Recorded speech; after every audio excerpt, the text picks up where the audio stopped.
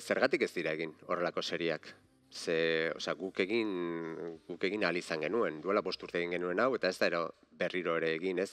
Sektoreak ere ikusi beharko luke bere barrura, eta pentsatu ze historien gandik apostu egiten duen, ze baliabideekin, nola ulertzen duen jarduera hau, ez? Jarduera soilik ekonomikoa den, edo zerbait gehiago gehitzeko asmoa ere badagoen, ez? Egiten ditugun ekoizpenetan, oso erabakiak, oso ezkutuan mantentzen dira, beti gauden negarrez, baina beste hainbat sektorekin konparatuta gu privilegiatutxak gara.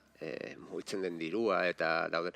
Orduan, nik kontraesan asko ikusten dizkiot gure jarduera honi eta gure egiteko modu honi, ez? Nik uste, hainbeste ohituratu garela, negar egiten eta ja betiko bilano horren kontra egiten, gure buruari ere ez diogula begiratzen. Eta zenbateko talentua daukagu, noraino egiten dugun apostu, proiektu bakitzarekin norberak piztina berri bat egin nahi du etxean, edo ez, nik ezagutzen duelako, nik komiki mundua diez ezagutzen dut, eta nik konparatzen dut komiki gileekin, 2 urte marrazten komiki bat ezakitzen eta ez dauka zer ikusirik.